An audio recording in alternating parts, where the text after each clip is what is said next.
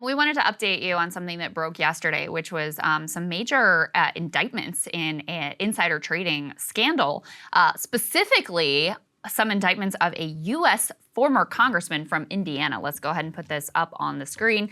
Ex-congressman among 9 charged in insider trading cases.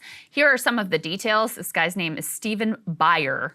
Can't make it up, spelled B-U-Y-E-R, was accused in court papers of engaging in insider trading during the $26.5 billion merger of T-Mobile and Sprint that was announced back in April 2018. Basically, he is accused, he denies wrongdoing, of misappropriating secrets that he learned as a consultant to cash in to the tune of $350,000 illegally. He was arrested on Monday in his home state of Indiana when he was in Congress, which he served for a long time, from 93 to 2011. Oh, lo and behold, he served on committees with oversight over the telecoms industry. Really? Huh. So he's, member of Congress, overseeing this key committee with regards to telecoms. He leaves, he goes to cash in, as members do, but it's not enough for him to get the lobbying gig or whatever. Right. He has to also use this insider info that he got allegedly in order to, buy stock at a key moment before this merger became public and cash in. They said, but that's not all. They said that he also engaged in illegal trading in 2019 ahead of Navigant Consulting Inc.'s acquisition by consulting and advisory firm Guidehouse. Documents said he leveraged his work again as a consultant and as a lobbyist to make illegal profits. There's another case in here that I wanted to highlight of a dude who was training to be an FBI agent who was also just arrested for insider trading.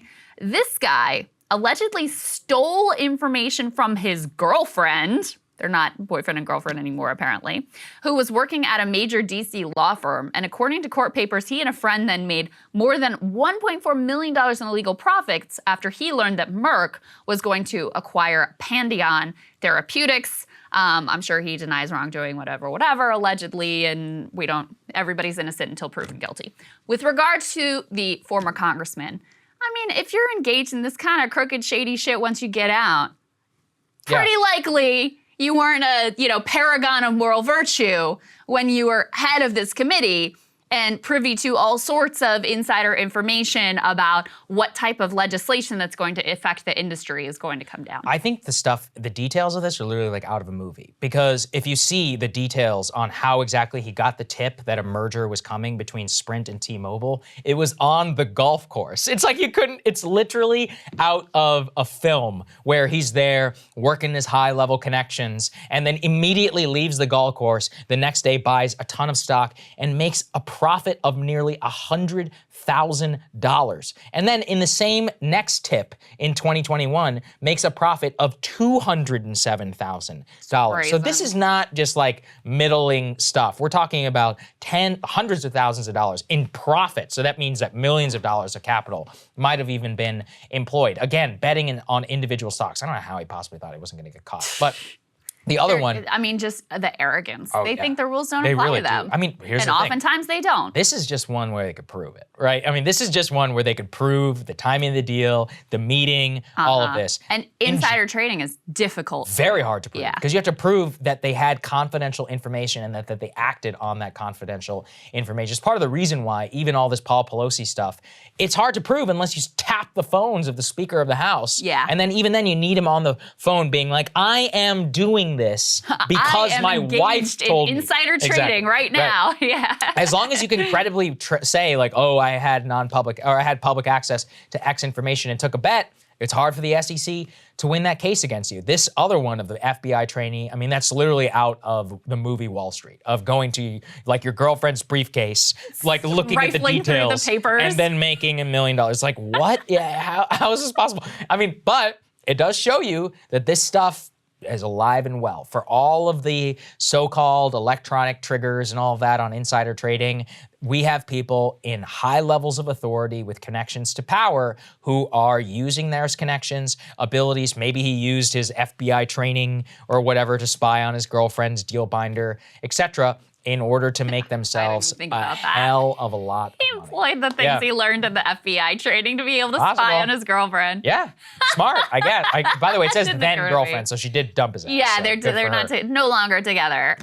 Good for her. With but- regards to the congressman, I Yeah. also think it exposes this mentality that Dan Crenshaw accidentally revealed of like, well, I mean, if we can't trade stock, how are we going to better ourselves? It's the sense of entitlement that their position, having attained this office of quote unquote public service, they have this sense of entitlement that they should be able to profit off of that position, and not just a little bit, to the tune of hundreds of thousands or millions of dollars. Yes. It's not enough for this guy that he could go and then cash in what I consider to be a disgusting way, becoming a lobbyist and consultant to industry, total revolving door after being the head of the committee that was, charged with regulating this industry. Then you walk across the street and you cash in on that quote unquote expertise. That's gross enough, and in my opinion, should be illegal as well. But that wasn't enough. No, then you have to go above and beyond and use insider information to illegally acquire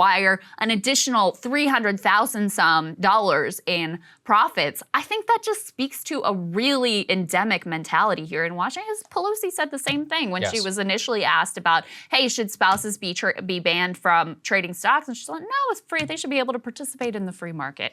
Sense of entitlement to being able to cash in on these positions. Complete loss of the idea that this is supposed to be public service. You are supposed to be there to serve the public, not to better yourself or play in the free market. But that's not the way that these people see their jobs. They don't. And this guy served in Congress for nearly 20 years, it's shady enough that you preside over the telecom committee and now you work for the telecom industry. And then you use your work in the telecom industry to trade on inside information. So look, my only advice or my only, input on this would tell the SEC, hey, start going after active congressmen and see what they're working on. I would love to see more of that information. We never got any update, by the way, on the Richard Burr case. Remember the FBI seized his phones? They never gave us anything to date yet. I mean, there's still a hell of a lot more to investigate on what was happening there. Yeah, that's true. And, I know that they tend to be very conservative in terms, cautious in terms of